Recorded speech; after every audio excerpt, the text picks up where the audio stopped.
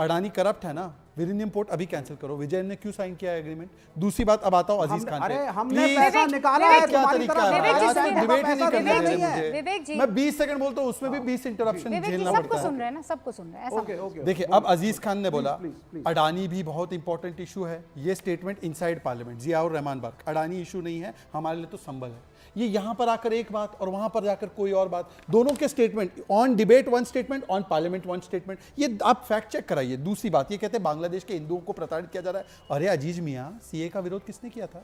अब बोलो सीए का विरोध गलत किया था। और तीसरी और आखिरी बात, उन्होंने बोला कि देखिए हम लोग चाहते हैं कि चर्चा हो जाए, मणिपुर पर चर्चा हो जाए। आज पता है आपको, कांग्रेस ने मणिपुर पर जंतर मंतर में एक प्रोटेस्ट रखा था। अजीज खान जी को जरा दिखाना यार, मुस्कुराते उनका चेहरा। समाजवादी पार्टी का कौन सा सांसद गया था उस जंतर मंतर के प्रोटेस्ट पर? नाम बताइए। मणिपुर इशू है ना आपके लिए, मणिपुर पर प्रोटेस्ट रखा था कांग्रेस ने, समाजवादी पार्टी ने बाकायदा बॉयकॉट किया उस प्रोटेस्ट का। और वो कहने लगे ये कौन है राहुल गांधी, बचपन में 55 की बात कर रहा है, 55 की बचपन में बात कर रहा है, आईटी सिग्नल ट्वीट किया, पर वहां मणिपुर के प्रोटेस्ट में नहीं गए। बोलिए, पूछिए उनसे। ओके, दीपक चौरसिया इंतजार कर रहे हैं, लेकिन अजीज साहब देखिए, मुझे 10 सेकंड दे दें। नहीं, मैं 30 सेकंड दे रही हूँ सर, जवाब दे दीजिए।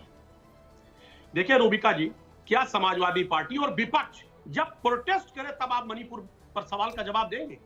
तो आप मणिपुर पर तब बोलेंगे जब विपक्ष आवाज उठाए। आपकी जिम्मेदारी क्या है? आप देश के प्रधानमंत्री, देश के रक्षक है, देश के अगुवा है।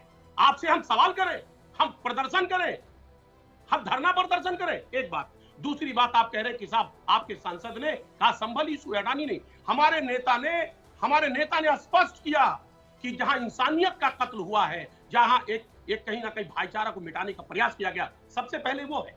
दूसरी बात, अडानी भी इशू है। अडानी इसलिए इशू है क्योंकि वो इकोनॉमिकल मैटर है, लेकिन जहां इंसानियत का कत्ल हुआ है वहां उस पर चर्चा होनी चाहिए। क्या बुरा कहा?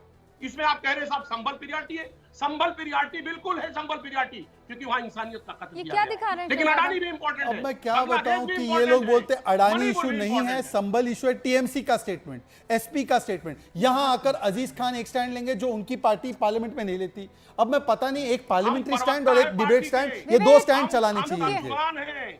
तर्जुमान है, और तर्जुमान जो बात करता है वो माननीय राष्ट्रीय अध्यक्ष अखिलेश यादव का स्टेटमेंट होता है। अरे अखिलेश जी का भी स्टेटमेंट वही है कि अडानी वडानी छोड़ो, संबल पे चर्चा करो। अब नहीं, मुद्दे तो बहुत सारे एक साथ हो सकते हैं। मैं ये नहीं कह रही हूँ कि एक ही मुद्दा होना चाहिए जो सबसे ज्यादा इंपॉर्टेंट है। भाई अलग अलग राज्य है, अलग अलग राज्यों के अलग अलग मुद्दे हो सकते हैं, ये बात समझ में आती है।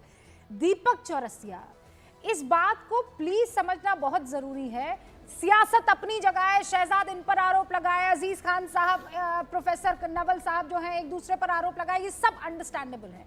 मैं तो इस शख्स, ये जो बगल में मेरे तस्वीर जिसकी चल रही है, ये इतना ताकतवर इंसान है कि ये जो चाहे कर सकता है। जब हमने ये पढ़ा कि रातों रात बेटिंग करके इसने पूरी की पूरी इकोनॉमी को चूना लगा दिया, मतलब कहां नेटवर्क होंगे, किस तरह के होंगे, हमें तो पता भी नहीं चलेगा।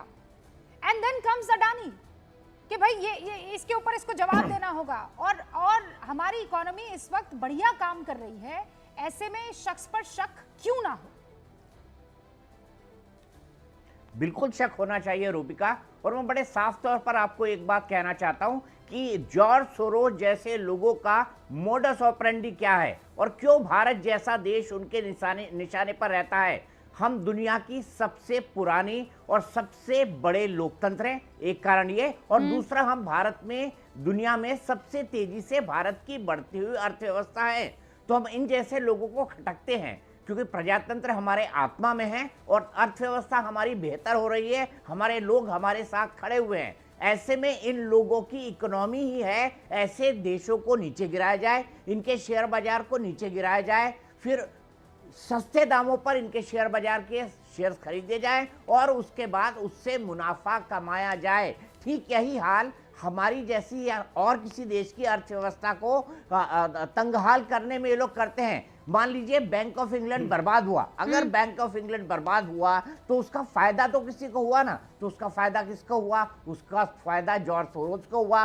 और इस तरह की अस्थिरता लाकर वो भारत के अंदर या भारत जैसे देश जिनका इकोनॉमिक पोटेंशियल बहुत ज्यादा है वहां से पैसा कमाना चाहते हैं। ठीक वैसा जैसे उन्होंने बेटिंग करके थाईलैंड की अर्थव्यवस्था को कमजोर किया, ठीक वैसे ही जैसे उन्होंने बैंक ऑफ इंग्लैंड को जो है खस्ता हाल बनाकर अपने आप बताइए मैं विवेक बताता क्यों अब ऐसा? विवेक जी के बारे में मैं क्या बोलूं? दीपक विवेक भाई। जी के बारे में मैं क्या बोलूं? नहीं, उनकी सुनिए। बातें कितने विवेकहीन होती है ये हम और आप सब जानते हैं। नहीं, अब ये तो एक स्वीपिंग स्टेटमेंट हो गया दीपक भाई, और अनफेयर स्टेटमेंट हो गया। अब आप सुनिए, आज से ठीक 14 साल पहले जब यूनाइटेड स्टेट्स का स्टॉक एक्सचेंज क्रैश हुआ था, आप थे तब पत्रकार और बहुत अच्छी एंकरिंग कर रहे थे, बड़ा पॉपुलर शो था आपका।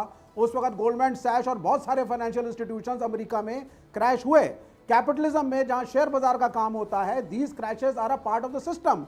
तो आप उसको ये कहना कि साहब हम तो बचा के रहेंगे और कोई भी करप्शन चार्ज है इन्वेस्टिगेशन ही नहीं करेंगे, ये एक एथिकल बात नहीं हुई।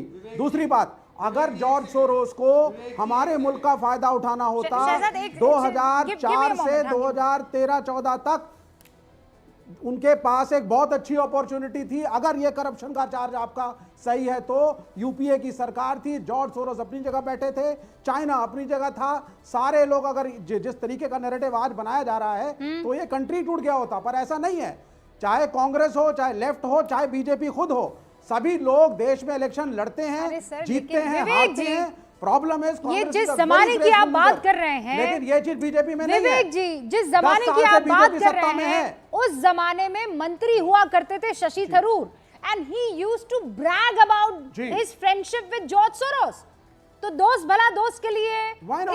इस Why तरीके के not? काम करेगा? क्या बात कर रहे हैं आप? इंटरनेशनल देखिए, नहीं, ये अब अगर कहना, अगर जॉर्ज सोरोस उनके बहुत ही अच्छे दोस्त थे तो क्या इसका मतलब है कि जॉर्ज सोरोस उनके साथ मिलकर के इस देश को उन 10 सालों में लूट रहे थे? ये स्वीपिंग स्टेटमेंट है, मैं एग्री नहीं करता। इंटरनेशनल स्पेक्ट्रम में everybody knows everyone, everybody meets everyone, but that doesn't mean हम अपने पेट्रियटिज्म विवेक जी, को 20 सेकंड। अब एक काम करती हूँ, केवल प्रोफेसर 20 नवल किशोर भी इंतजार कर रहे हैं, अजीज साहब भी, 20 मलिक नागर सेकंड। जी भी। मैं आप दोनों को प्लीज 20 सेकंड का आप सवाल पूछे और 20 सेकंड में आप जवाब दें। ये रैपिड फायर टाइप का राउंड में मान लेती हूँ इसको। आप दोनों को स्क्रीन पर छोड़ रही हूँ, प्लीज जल्दी से अपनी बात खत्म कीजिए। I give you 50 seconds, okay? 60 seconds, चलो। विवेक जी, सुप्रीम कोर्ट ने हिंडनबर्ग की जो प्रायोजित रिपोर्ट थी जिसमें सोरोस का एक स्टेक था, उसको खारिज करते हुए बोला कि इस रिपोर्ट से लाखों करोड़ों का छोटे निवेशकों का नुकसान हुआ, उसकी जांच होनी चाहिए। और सुप्रीम कोर्ट छोड़ दो, आप तो सुप्रीम कोर्ट में भी आजकल यकीन नहीं, ओसीसीआरपी और हिंडनबर्ग की रिपोर्ट पे आपके साथी शरद पवार ने बोला this report seems to be targeted. ठीक है। Is mister Sharad Pawar on payroll of Adani? Alright, जवाब दीजिए विवेक।